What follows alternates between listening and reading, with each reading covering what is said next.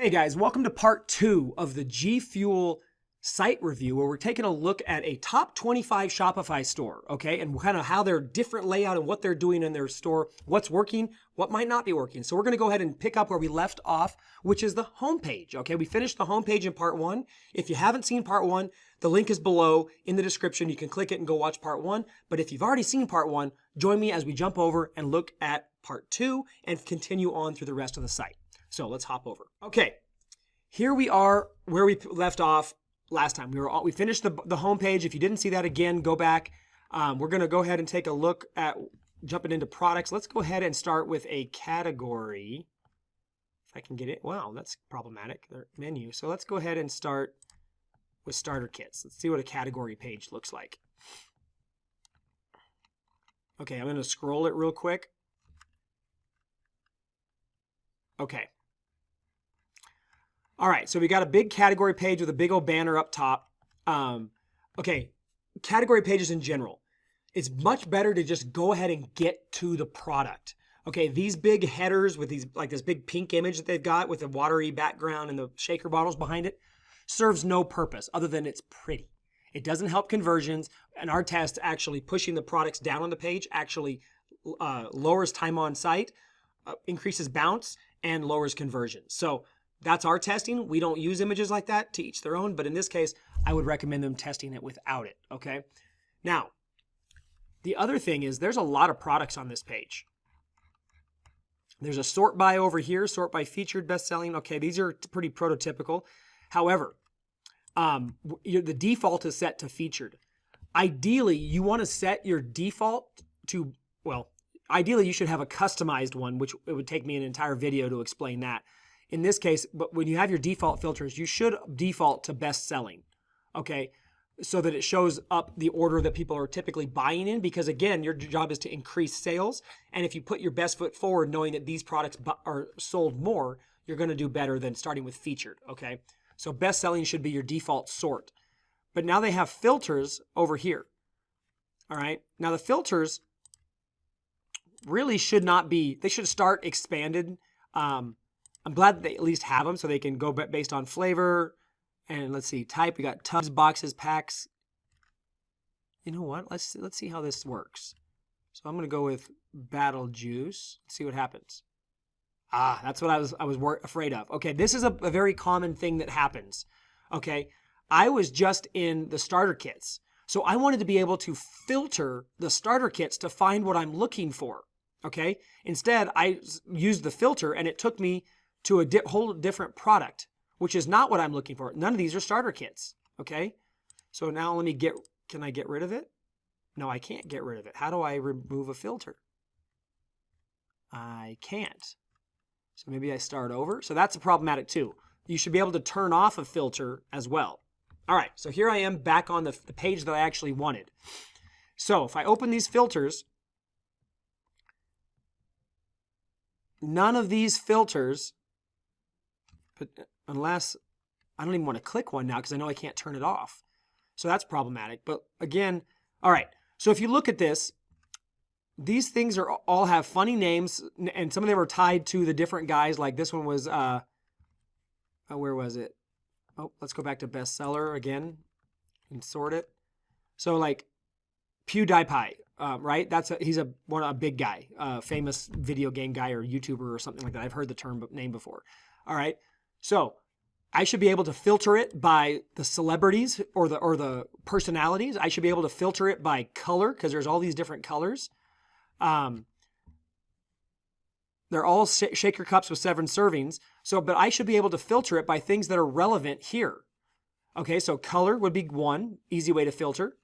By the person's name or if it's tied to a specific game or something like that.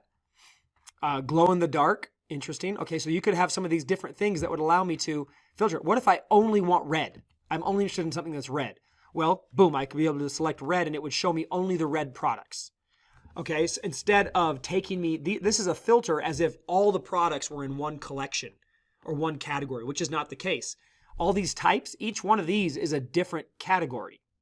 Okay, so each category should have its own set of filters. Okay, so this is a big problem that this site has because they have a lot of SKUs, and filtering on the category page is the vendor's way to allow the customer to easily find what they're looking for and get to the product. Because the whole thing is not to get them to spend a lot of time on the product or on the category page. You want to just help them find what they want as quickly as possible. And this category page is not doing that at all. Okay, this whole category filtering system. The category page is not bad in terms of layout, except for the fact that, again, 5 across, it should be 3 across.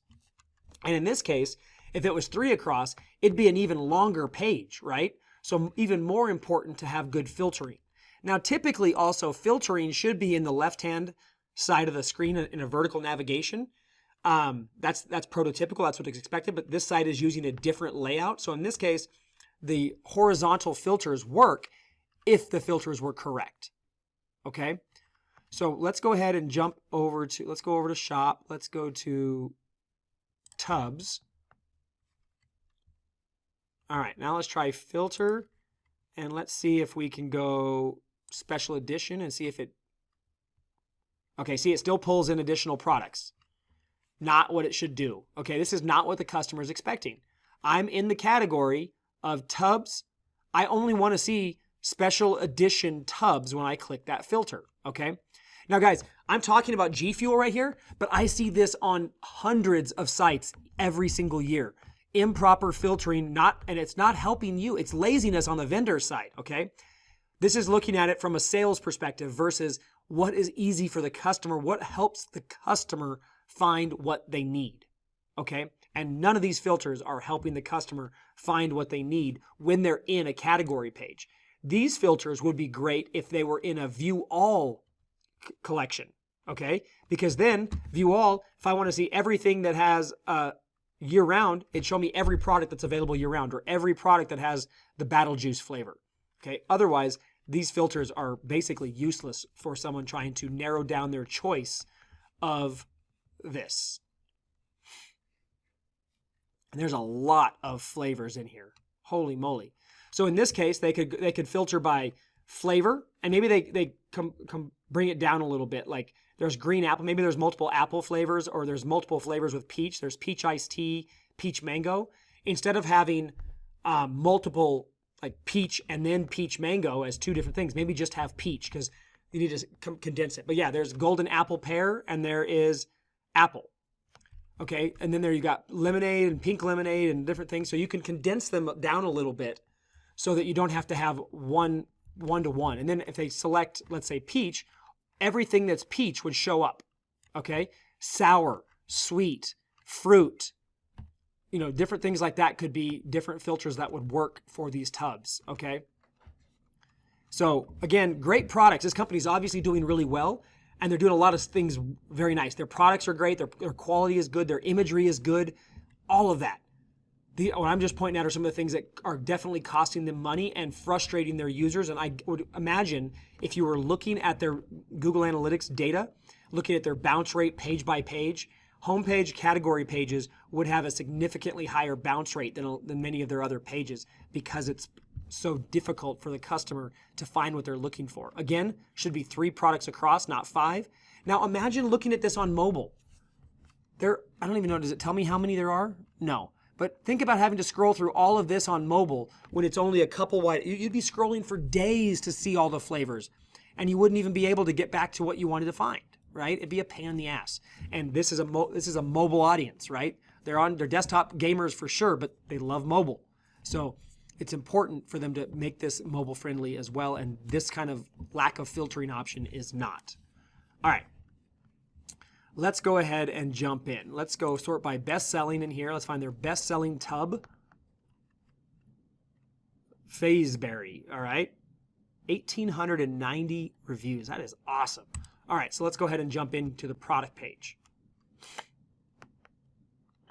Okay, again, like we talked about in part 1, that social proof app is actually hurting them more than it's helping them. So make sure if you haven't seen part 1, you go back and do that. Also, guys, if you're enjoying this content, make sure you click the button below to subscribe and click the little bell icon so you get notified when I release new videos like this, because we release content like this all the time, 3 to 4 videos a week minimum. So make sure you're subscribed, okay? Anyway, back to the product page. This is, again, is a non-prototypical product page.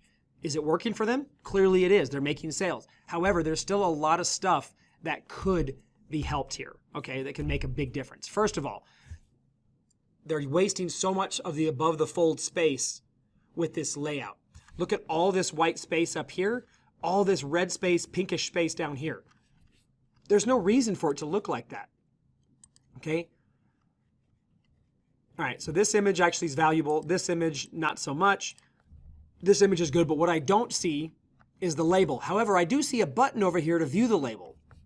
Okay, but I can barely read it because it turns red when I hover over it, and then I can't read it, which is not good. Now, when I click this button, it takes me down the page. Okay, fine, it takes me down the page to read all this stuff. The problem is there's no buy button down here. There's no add to cart button. So if you're going to have a page scroll button, there should at least be an add to cart and quantity piece down here so they could then add it to cart. Instead, now you're expecting me to scroll back up. Again, not a good experience for the shopper. Also, related products, this is not a place to offer related products under the add to cart button. The focus of this product page is to get them to add this product to cart, not go read about other products, okay? So related products are great, but it should be down below pertinent information relating to this product, okay? So in this case, it should go towards the bottom, not under the add to cart button here. If you want to have something here, it should be some sort of upsell offer with a checkbox, or, you know, add this item, or add these quick packs, or add this shaker bottle, or something along those lines, okay? So let's see. All right, so the add to cart button should be bigger. It should also show a quantity. So right now it should show 1. When I move it to 2, it should show 2. So, and then the price should be showing up in the button as well, okay? Because it should do the math for the customer before they even add it to cart so that they know what they're going to see, okay? And then we scroll down. We've got product details in this huge spaced out banner area, but that's it. And again, white text on a lighter background. It's very hard to read. The product details, the information on the product is literally a tiny bit. It could totally fit up here. And it would shorten this page. Because again, the idea is not to make them scroll on their cell phone super far, right? Or on a desktop. Okay, so product details should not be in a banner like this. They should be, unless because there's so little of them, they should be up here. Okay, then we come down to these tabs. Okay, but why are you showing me USPS shipping boxes on a warnings page? It doesn't change. It changes there, but shipping and returns and then warnings show this the same thing. Okay, I get what they're doing with their warnings here. They should not have it center aligned text. It's hard to read. They should also have all the text on the site. The smallest text size should be a 16-point font. Okay, make it easier to read, less eye strain. Okay, these icons are actually really cool, but they should actually have the text underneath them. So you know what, these are basically value propositions for the site or for the product. It gives you energy, it gives you focus, it gives you endurance, it gives you faster reaction times, okay? They shouldn't have to hover to try to see what it's saying, and it's even hard to read, okay? So it should be written underneath what these are. Honestly, these icons, these value propositions are best served underneath the buy button right here, underneath the add to cart button, because those value propositions are the value propositions that are related to the product, and they tell the story of what makes this product special, okay? The other types of value icons that are good here are like, you know, ships from the USA, fast shipping, satisfaction guaranteed, made in the USA, you know, FDA tested, or anything they can put that's truthful about their product, okay? These images don't help. I don't understand what they're doing here. Then they've got the supplement label. This part is really nice. I like how they broke it down, that it makes it easy to read. The problem is this supplement image is very hard to read. The facts, it's literally, it should be enlarged, if anything. Okay, because it needs to be easy to read. It's not. Okay, I have to literally lean forward and squint to read the whole thing. So what's the point of showing somebody the label if it's not easy for them to read? Okay. Reviews, awesome. So 91% of customers that have bought this product give it a 4 out of 5. This is huge. This is great, but it's hard to read. It should be emphasized much larger. Okay. because this is basically a 91% customer satisfaction rating or more, okay, giving a 4 out of 5 stars, 4 or 5 star review. This should be emphasized and easy to read. This little bit of text down here is not helping. Now, why? Because again, guys, people want to buy stuff that they know that they're going to get what they want, right? They're going to be happy with their purchase. So that's where reviews come in. They're social proof. I love that they're Amazon colored because we're trained to trust that. But they've got a lot of really amazing truth elements here that are not being pushed to the emphasis that they should be, because they would be making a lot more sales. Also, the quantity of reviews are not listed down here. This product had like 1,800 reviews or something. Yeah, they don't even show it here, but they showed it back on the product page or the category page. You can see 1,400, 278. Like, all this is too small to read. Bump this up like 2 font sizes and brag about it. And then it should show the total number of reviews. There's over 1,800 reviews on this product. People care about that, okay? And then they got the reviews with the pictures. That's great. Pagination for the review should actually be load more review button, where they click it and it loads the next batch of reviews. Should not be paginated. And then they've got the related products down here right where it should be. The G Fuel Scoop newsletter should not be here. Okay, so the related products here, perfect use of it. They do not have it, should not have it up here. Something else they're missing from their site when I went through it the last time is they do not have any on-site retargeting. So once you've viewed a product, there should be a pop-up section down at the bottom of a page that says your recently viewed items. Because people sometimes, many times, data shows, go back to view a product. So on-site retargeting that lets them immediately find the product that they were just looking at is hugely, hugely valuable and usually increases conversion significantly. All right. Enough on the product page. Let's jump into the cart. Oh, okay. This pop-up serves no purpose. It's basically a notification saying the item was successfully added to your cart. That little text line could be shown up in the cart. Again, they click the add to cart button. The next thing you want them to do is get in the cart and click the proceed to checkout button, not hit them with this. There's a continue shopping button in the cart. Okay, there should be. Let's see it.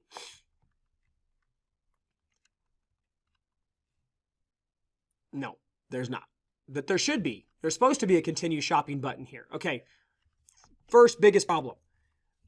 The focus is on this big pink and green and purple newsletter section. That's got the hierarchy of focus. And when your eye gets drawn, when you look at this page, boom, you get drawn down here.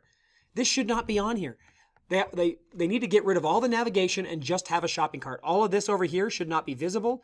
They should not be able to do anything but click the checkout button, change the quantity, or continue shopping, which they need to have a continue shopping button here. Okay, this is a top 25 Shopify site, guys, and it's not auto updating. This is such basic technology and coding to have a shopping cart update. I should not have to click quantity, then come over here and click update to get the product to change. I should also not have to have an empty button right here when there's also a trash can button right here. Why is there empty and trash can? They both mean the same thing, okay? This cart, honestly, guys, this cart really sucks. And then at the top in gray text in small font, basically they put fine print above that says, please allow 1 to 5 days for your order to be processed. During sales, processing times may be slower. G Fuel processes all orders in USD. Okay, these are business problems that they're making the customers' problems in the cart, where the only focus should be on the proceed to checkout button. Okay, first of all, it should not say checkout because they're not actually checking out. They're only proceeding to the checkout, okay? It makes a big difference, guys. Also, this button is orange. If you go back a little bit in the video and you look at the product page, it was a white button that outlines in red. All the hierarchy of focus and the primary focus buttons, which are add to cart, proceed to checkout, initiate checkout, checkout, all those buttons should be the same color, okay? Because you're training the brain, the eye to know exactly what they're supposed to do, okay? So this is problematic. This should not be here, this highlighted text. And if it is, put it below the button, okay? Not above, and don't make it hard to read, like you're trying to hide it, okay? Makes it look shady. Okay, so this cart is probably causing quite a bit of abandonment, and because it's probably hurting them significantly. All right. Okay, we know quantities have changed. Press OK to validate the cart. This is extra stupid, okay, because I just had to click the update button to get my cart to update to show me the new price, okay? And now it's asking me to do it again. So you're making me double clicks. There's a thing called click debt in a site, and the more clicks that you require someone to make in order to complete a purchase, the higher the abandonment rate and the incompletion rate of purchase. So this is dumb, okay? Now I'm going, and then it still takes me back to the cart, okay? Now let me finally get to the checkout. Okay, now again, this is a top 25 Shopify store, okay? Meaning they're probably on Shopify Plus, which means they have complete access to the checkout code. They can optimize the checkout page, which everybody who's not on Plus has to like basically bend all kinds of things and do all kinds of crazy coding and work to get that to work. These guys have it open. They didn't even take the time to upload their logo to the checkout because it has the checkout, as you know, on Shopify has its own logo that you can upload a different logo. They didn't even take the time to optimize their logo and upload that. What does that take? 3 seconds? This is a completely stock and terrible Shopify cart, okay? Shopify's shopping cart is not optimized by default, okay? They're losing a lot. I know for a fact because we spend a massive amount of time optimizing checkouts because checkouts make so much of it. This is the money page. It's the page that makes the biggest deal. And this is just, I mean, the fact they didn't even upload a logo means they haven't spent any time paying attention to this, okay? So, express checkout. I would venture to say that if they tested this, they would find out that less than 2 to 3% of their traffic actually pays via Amazon Pay. Now, does it mean they can't have it? No, that's fine. They can still have it. But if it's that small of a thing, I would take it off and only have them PayPal or credit card.